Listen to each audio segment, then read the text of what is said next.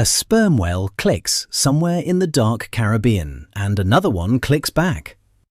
A prairie dog spots a hawk circling overhead and makes a sound that tells the whole colony exactly how big that hawk is. A gorilla named Coco looks at her trainer and signs the word for sad. So, could we ever actually talk back? The truth is, the conversation may have already started. We just can't read it yet.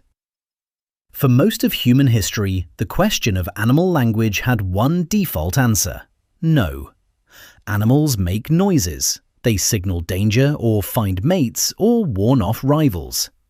But language, real language with words and grammar and something to say, that was ours alone. A useful story, also, as it turns out, increasingly hard to defend. What researchers have found over the last few decades is stranger and more complicated than either side of that old argument. Some animals appear to have something that looks a lot like vocabulary. Some have systems with enough structure that linguists take them seriously. And right now, a group of scientists is pointing machine learning at sperm whale communication in the hope that something translatable will come out the other side. The question worth asking is not whether animals talk, it is what we mean by the word. There is no single agreed definition of language that every scientist signs off on, but most of them include a few key features. Displacement, the ability to describe things that are not right in front of you.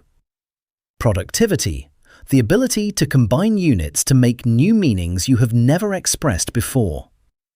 And arbitrariness, the fact that the sounds or signs do not resemble the things they represent.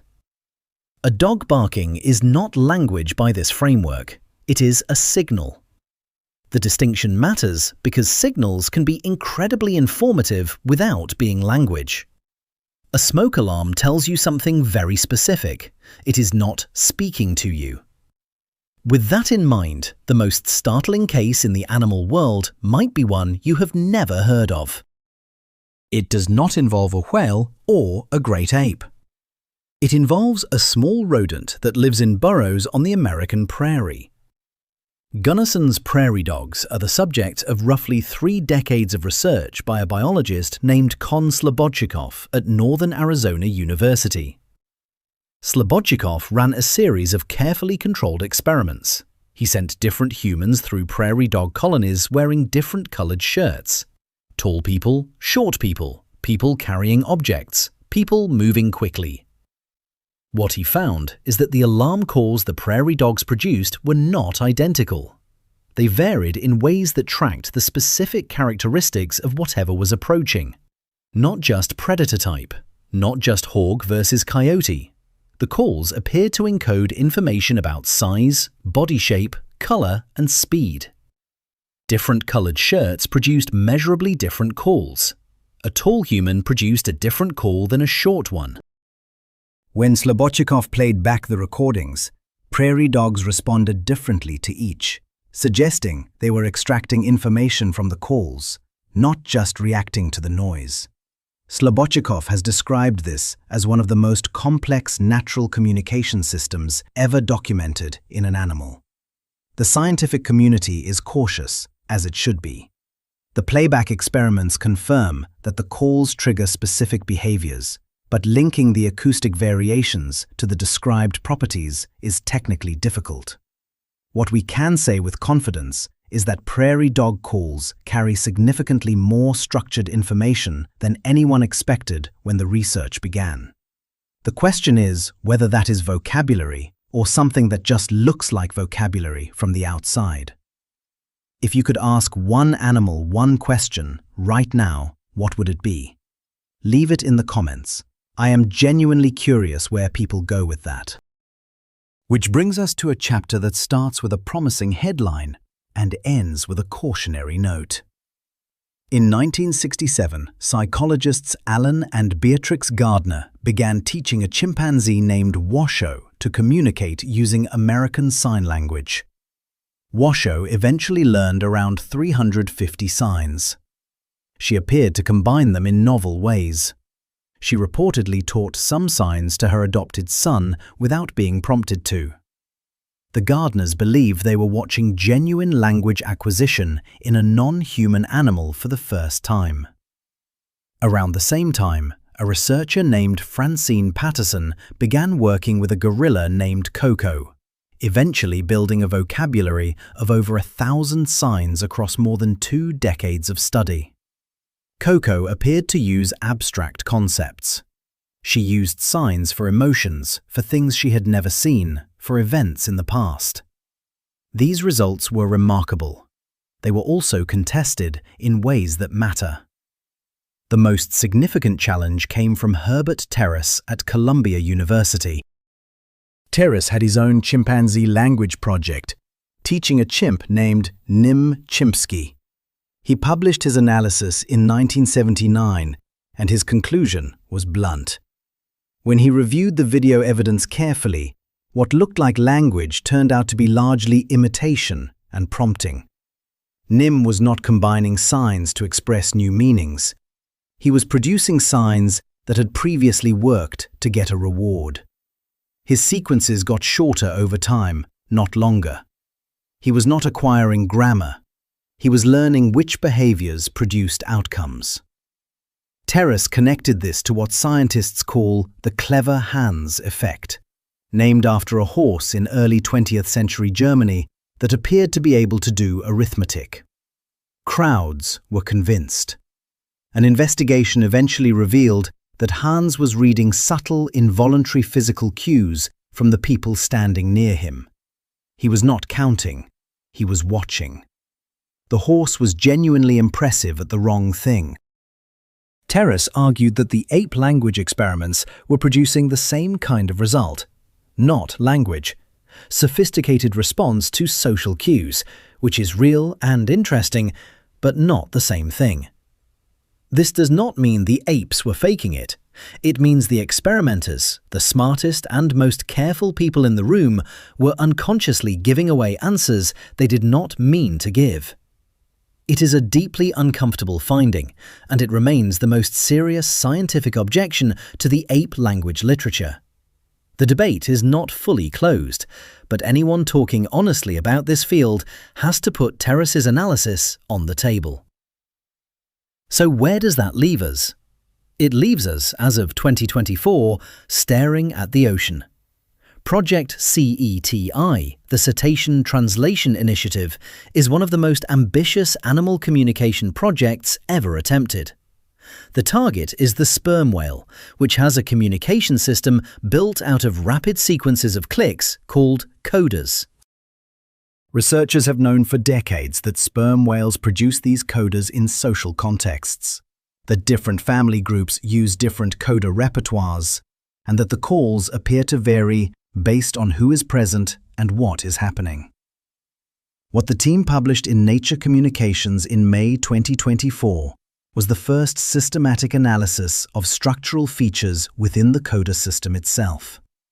Using a dataset of 9,000 codas recorded from Eastern Caribbean sperm whale families, they identified 4 distinct dimensions in how codas are constructed: rhythm, tempo, rubato, and ornamentation. These features combine to produce a large inventory of distinguishable codas in a way that researchers described as a phonetic alphabet. The key finding is combinatorial structure. In human language, we combine a small number of sounds to produce a vast number of words. What CETI found in sperm whale codas is something that works on a similar principle. The elements combine. Different combinations appear in different conversational contexts.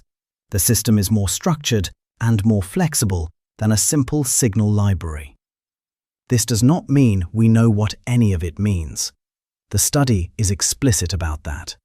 What it means is that the underlying architecture of sperm whale communication has properties that linguists associate with language, not just signaling. That is a significant result. It is also the beginning of the hard part.